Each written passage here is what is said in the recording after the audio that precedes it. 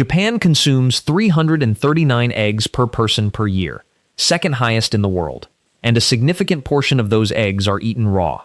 Every decision made on this farm, across 250,000 birds, was built around that one cultural fact. 250,000 hens. 250,000 laying hens. Not one building, but a series of climate-controlled houses, each holding tens of thousands of birds in tiered cage rows. Walking one house takes several minutes. Automated egg belts beneath every row collect eggs the moment they are laid and move them forward without a single human touch. The scale is visible. The system inside it is what matters. The raw egg standard. In most countries, eggs are cooked. In Japan, frequently not. Tamago kake gohan, a raw egg over hot rice, seasoned with soy sauce, is one of Japan's most common daily meals. Raw eggs appear in gyudon, sukiyaki, and dozens of other dishes eaten without hesitation by over 85% of the population. This is not recklessness. It is the result of a system deliberately engineered to make raw consumption safe. Every management decision on this farm, feed, housing, processing, traceability, flows from that standard. Feed thermal treatment. The most important difference between Japanese layer farming and production anywhere else is invisible. It happens before the feed reaches the hen. In Japan, layer feed is thermally treated, hygienized at high temperature to kill salmonella before the feed is compounded. This standard does not exist in most egg-producing countries. Japan made it mandatory because Japan needed to. The logic is direct. Salmonella in feed is the primary pathway into the hen's reproductive tract and into the egg. Close the pathway at the source, not at the end of the supply chain. Feed arriving at this farm is documented, traceable, and audited. The farm does not accept feed without that documentation. It is the first decision in the system. Every decision that follows is built on it. Yolk color engineering. Walk into any Japanese supermarket and compare the egg section to a supermarket anywhere else in the world. The difference is immediate. Japanese egg yolks are deeper, a rich orange gold rather than the pale yellow standard in most commercial eggs. That color is not accidental. It is managed. Yolk color in laying hens is determined almost entirely by the carotenoid content of their feed. Carotenoids, the same pigment compounds responsible for the color of carrots, paprika, and marigold petals, are added to Japanese layer feed at specific concentrations to achieve the yolk color profile that Japanese consumers associate with quality, freshness, and rich flavor. In southern Japan in particular, consumers expect a higher yolk color score on the Roche scale, a standardized measurement of yolk pigmentation that feed manufacturers and egg producers use as a quality target. A batch of eggs with pale yolks in a Japanese market is not a neutral outcome. It signals a feed management failure. Every batch of feed used on this farm is compounded to a specific carotenoid specification. Every delivery is tested. The yolk color the consumer sees in the egg case is the end result of a feed decision made weeks before the hen produced it. Another example of the Japanese principle that quality is decided at the source, not assessed at the destination. The housing system. 250,000 hens require housing that can maintain a consistent environment for every bird across every tier of every row in every house on the farm simultaneously. Japan's commercial layer houses are large, climate-controlled, and managed to a degree of environmental precision that most livestock producers apply to animals significantly more expensive than a laying hen. The reason is the same as every other precision decision on this farm. The egg must meet the raw consumption standard. Anything that stresses the hen, temperature fluctuations, poor air quality, feed or water interruptions, compromises immune function, and increases disease risk. Disease risk on a farm producing eggs for raw consumption is not an operational inconvenience. It is a food safety event. Ventilation maintains ammonia levels below the threshold that affects respiratory health and production rate. Temperature is managed against hen age and season. Lighting programs are precisely scheduled, specific hours of light and dark triggering and maintaining the laying cycle at its target rate. Feed is delivered through automated auger lines that ensure every bird in every cage has access simultaneously. Water through nipple drinker systems at correct height and pressure for the age of the flock. Hen day production. The percentage of hens in the house producing an egg on any given day is the primary production metric. A well-managed Japanese layer house targets 95% or above through peak production. The GP Center. The moment an egg is laid on this farm, it moves. Automated conveyor belts running beneath the cage rows collect eggs continuously and transport them to the end of the house without human contact. From there, eggs travel to the GP Center, the grading and packing facility, where the transformation from raw farm output to retail product happens in a single continuous operation. At the GP Center, eggs pass through a series of automated processes in sequence. Washing. Eggs are cleaned using warm water and approved sanitizing agents, removing surface contamination while maintaining the cuticle, the natural protective coating on the shell, where the washing protocol is managed to preserve rather than strip it. Candling. Every egg passes through a light source that reveals the internal structure. Air cell size, yolk position, any blood or meat spots, all assessed automatically. Eggs that fail internal quality criteria are diverted before grading. Grading. Every egg is weighed and assigned a size grade. In Japan, eggs are classified from SS through S, M, L, LL, and 3L. Each grade commands a specific price at retail. Consistent grading from this farm, the same size and quality every delivery, is the foundation of the buyer relationships that define the operation's revenue. Stamping. Every egg that passes receives a stamp on its shell. Farm identification code. Production date. Best before date. Not as a regulatory requirement alone, as a communication to the consumer about exactly where and when this egg was produced. The traceability system. The stamp on the shell of a Japanese egg is not a formality. It is the visible end of a traceability chain that runs from the feed ingredient, through the hen, through the egg, through the GP Center, to the consumer's hand. In Japan, the entire layer production system is built around the ability to answer one question instantly if the need arises. Where did this egg come from, and what happened at every stage of its production?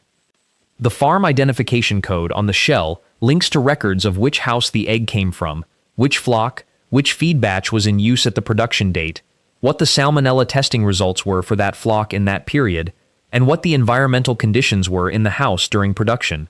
This is not hypothetical record-keeping maintained for audits. It is an active operational tool. When a Japanese consumer reports a concern about an egg, even a single egg from a single carton, the farm can trace it to a specific house, a specific production window, and a specific feed batch within minutes. That traceability is also what permits raw consumption at scale. The consumer who cracks a Japanese egg into rice and eats it uncooked is trusting a chain of documented decisions that stretches back to the hygienization of the feed. The stamp on the shell is the signature on that chain. Every egg, every shell, every farm, accountable. Biosecurity. In the winter of 2022 and 2023, Japan experienced the largest highly pathogenic avian influenza outbreak in its history. 84 farms affected, 17 million birds culled across 26 prefectures. Egg prices reached record levels. The disruption was severe and nationwide. What that outbreak produced, beyond the immediate losses, was a forensic review of how Hopai enters a layer farm, and what specific practices either increased or decreased that risk. The findings reshaped biosecurity management across Japan's layer industry. Entry control. Everyone entering a production building changes footwear at the barn entrance, not as a general hygiene practice, as a documented, enforced protocol. Research from the outbreak identified footwear as a contamination vector. Changing shoes at the barn door was identified as a specific protective factor. On a farm this size, that means every worker, every technician, every manager, every person who enters any production house changes footwear. Every time. Vehicle disinfection. Trucks entering the farm zone are disinfected at the gate. The movement of vehicles, feed delivery, egg pickup, personnel transport, represents repeated entry events that must each be managed as a biosecurity threshold. Deadbird management, prompt removal, contained disposal, logged daily. A sudden increase in mortality is the earliest detectable signal of disease introduction. On a farm where daily hen records are maintained for every house, that signal appears in the data before it becomes visible in the flock. The 2022 to 2023 outbreak was Japan's most damaging poultry disease event in modern history. The biosecurity practices that followed it are now part of the operational standard this farm runs every day. Step back and look at what this farm actually built. Feed arriving from a thermal treatment facility with documented hygienization records. Salmonella closed out at the source. Yolk color specified in the feed brief and verified in the delivered product. Quality decided before the feed reaches the hen. Ventilation, temperature, and lighting managed to target hen day production above 95% across every house. Automated egg collection, moving product from hen to GP center without human contact. Washing, candling, grading, and stamping processing 250,000 hens worth of daily production through a single continuous operation. Traceability linking every stamped egg back to a farm code, house, flock, and feed batch. Biosecurity enforcing footwear changes, vehicle disinfection, and daily mortality records as non-negotiable operational standards. Every decision connected to the one before it. Every step building toward one outcome, an egg that the Japanese consumer can crack raw over rice and eat without fear. For the home flock owner raising any number of laying hens, 3 principles from this system apply directly. Feed source matters more than most growers recognize. The salmonella pathway that Japan closes through thermal treatment exists at home too. Feed stored in damp conditions, contaminated by rodents or wild birds, presents the same risk at backyard scale. Store feed in sealed containers. Source from reputable suppliers. Change feed regularly. Observe daily.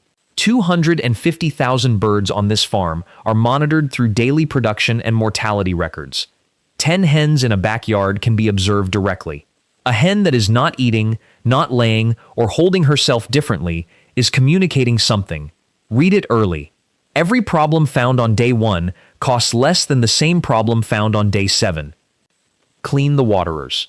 Every day, water contamination is the fastest pathway from a healthy flock to a sick one at any scale. The automated nipple drinker systems on this farm maintain water quality continuously.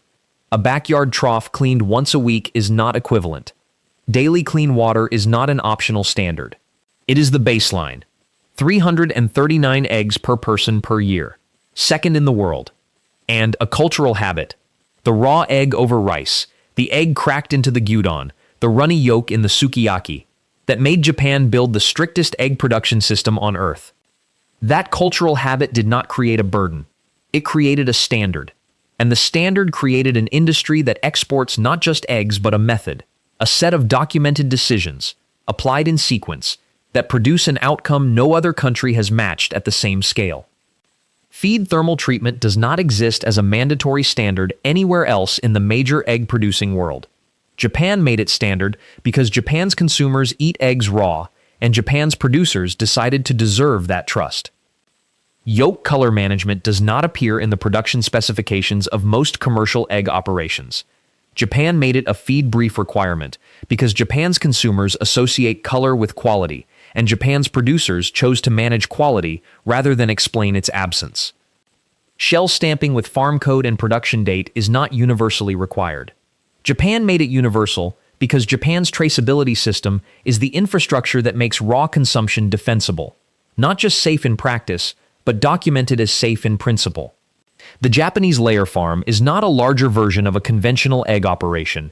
It is a different kind of operation, one where the consumer's trust in the raw egg on their rice was treated as a non-negotiable standard, and every decision in the production system was made to earn it.